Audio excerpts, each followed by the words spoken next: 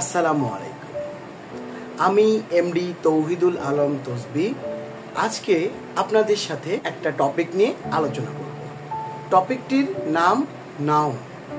চলুন আজকে হাতের এক তুড়িতে জেনে নেই নাউনটা কিভাবে শিখতে হয়। বইতে বা বিভিন্ন জায়গায় অনেক ঘুরিয়ে পেঁচিয়ে দেওয়া আছে, বাট আমরা ওই রকম ঘুরিয়ে পেঁচিয়ে না পড়ে আমরা সহজভাবে নাউন টপিকটা শিখি।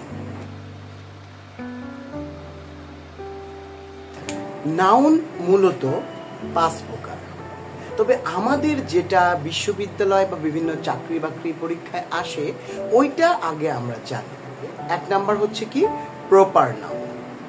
প্রপার নাউন নির্দিষ্ট নাম অথবা নির্দিষ্ট স্থান বোঝাইলে ডাইরেক্ট আমরা প্রপার নাউন করব। এক্সাম্পল হিসেবে বলতে চাই ঢাকা, কুমিল্লা, ইটিসি। আমরা যদি একটু স্ক্রিনে দেখতে পাই what kind of noun is Dhaka, আমাদের অপশনে proper noun, common noun, collective noun and material noun. 4টা অপশন যেহেতু দেওয়া আছে আমরা কিন্তু খুব সহজেই বুঝতে পারছি ঢাকা হচ্ছে কি প্রপার নাউন।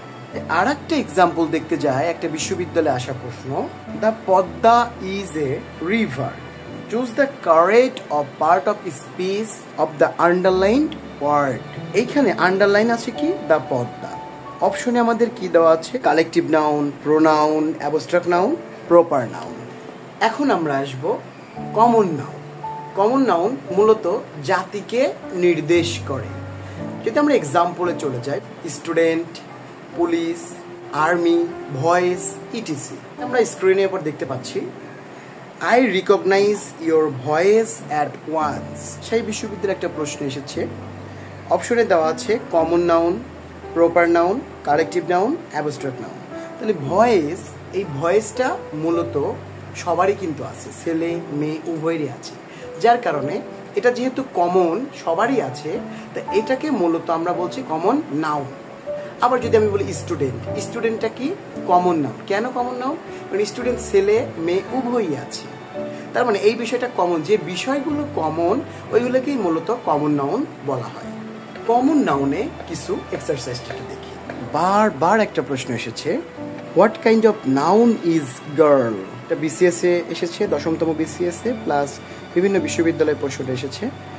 অথবা এই প্রশ্নটাকে আরেকভাবে বলা যায় Anita is a good girl. এই বাক্যে গার্ল শব্দটি কি? A number proper noun, B number common noun, C number material noun, D number collective noun. এটাকে কমন নাউনের মধ্যে নিতে পারি। তারপরে আমরা আসি হচ্ছে কালেকটিভ নাউন। কালেকটিভ নাউন মূলত বোঝায় সমষ্টিবাচক অর্থে। সমষ্টিটা কি? মানে এক জায়গায় করা বোঝায়, যোগ করা বোঝায়, সবগুলো এক জায়গায় করা বোঝায়। এক্সাম্পল যদি যাই কমিটি, জুরি, ফ্যামিলি, ইটিসি। স্ক্রিনে দেখা যাচ্ছে what kind of noun is family. Islamic ইউনিভার্সিটিতে আসা একটা প্রশ্ন, শুনে দেওয়া আছে proper noun, common noun, collective noun, material noun. তাহলে এখানে আমাদের অ্যান্সারটা কি হবে? Collective noun. কেন?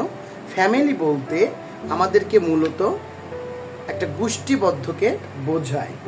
আমরা যদি আর একটা এক্সাম্পল দেখতে যাই Kamal did not join the army, here the word army is. That means আর্মিটাকে মূলত ইন্ডিকেট করেছে। এই প্রশ্নটা যদি আমরা অপশনগুলো দেখতে যাই abstract noun, common noun, collective noun, material noun. আচ্ছা, আর্মি এই জিনিসটা আমাদেরকে জানতে হবে, আর্মি কি একজন হয়?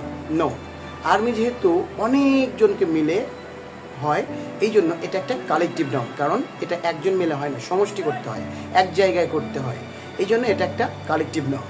দেন আমরা আসি ম্যাটেরিয়াল নাউন। ম্যাটেরিয়াল নাউন মূলত হচ্ছে বস্তুবাচককে বোঝায়। যদি আমরা হিসাব করতে যাই, যা গণনা করা যায় না, সংখ্যা দ্বারা গণনা করা যায় না কিন্তু পরিমাপ করা যায়, যেমন গোল্ড, ডায়মন্ড ইত্যাদি।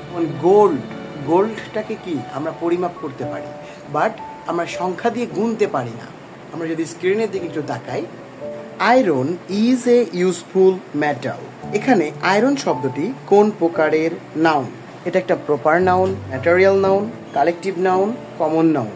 আয়রন বলতে লোহাকে বোঝায়। লোহা এটা বস্তু না, এইরকম পদার্থ জাতীয় যদি কোনো কিছু বোঝায় ডাইরেক্ট আমাদের অ্যান্সার ম্যাটেরিয়াল। যদিও ম্যাটেরিয়াল নাউনটা তেমন একটা গুরুত্বপূর্ণ না, সব থেকে বেশি প্রশ্ন আসে বিশ্ববিদ্যালয়ে proper noun, common noun, collective noun and abstract noun, এইগুলো থেকে মূলত প্রশ্ন বেশি আসে। তা আমরা একটু জেনে রাখি। এখন আমরা জানবো অ্যাবস্ট্রাক্ট নাউন। অ্যাবস্ট্রাক্ট নাউন বলতে মূলত গুণকে বোঝায় বা গুণবাচক, যা ধরা যায় না বা ছোঁয়া যায় না কিন্তু অনুভব করা যায়। লাভ, ফ্রিডম ইত্যাদি। আমরা যদি স্ক্রিনের দিকে একটু তাকাই, without health there is no happiness. এখানে হ্যাপিনেস শব্দটি কি?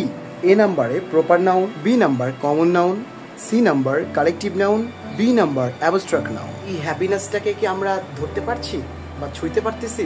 না, জাস্ট অনুভব করতে পারছি। হ্যাপিনেস মানে সুখ বা শান্তি। আচ্ছা, সুখটাকে কি আমরা ধরতে পারি যে সুখ? এটা কিন্তু ধরা যায় না, ধরা বা ছোঁয়া যায় না, শুধু অনুভব করা যায়। এই জন্য এটাকে বলা হয় অ্যাবস্ট্রাক্ট নাউন। এখন আসি কাউন্টেবল নাউন। কাউন্টেবল নাউন মূলত যা গণনা করা যায় তাই কাউন্টেবল নাউন। আগে আমরা কাউন্টেবল নাউনের এক্সাম্পলটা দেখি, যেমন বুক, পেন ইটিসি। কাউন্ট মানে কি? গণনা করা, যেগুলোকে আমরা গুনতে পারি। আর আনকাউন্টেবল মানে কি? যা গণনা করা যায় না। আর আনকাউন্টেবল নাউন যেমন লাগেজ, ব্যাগেজ, নলেজ ইটিসি, এগুলা কিন্তু আমরা গুনতে পারি না, রাইট? আমরা এখন দেখব আনকাউন্টেবল নাউনের exercise. What kind of noun is money? A number collective, B number abstract, C number countable, D number uncountable. তাহলে এখন একটা জিনিস চিন্তা করে দেখেন, মানি মানে কি? টাকা। টাকা কি গণনা করা যায়? অনেক টাকা, এটা কি গণনা করা যায়? গণনা করা যায় না। তার মানে এটা একটা আনকাউন্টেবল নাউন। সো এইভাবে আমরা কাউন্টেবল এবং আনকাউন্টেবল নাউনগুলো জানব। আমরা আজকে মোটামুটি এক্সারসাইজের মাধ্যমে অনেক তথ্যগুলো জেনেছি। সো ভিডিওটি ভালো লাগলে অবশ্যই আমার জন্য প্রার্থনা করবেন, এতটুকুই কামনা করি। আল্লাহ হাফেজ, আসসালামু আলাইকুম।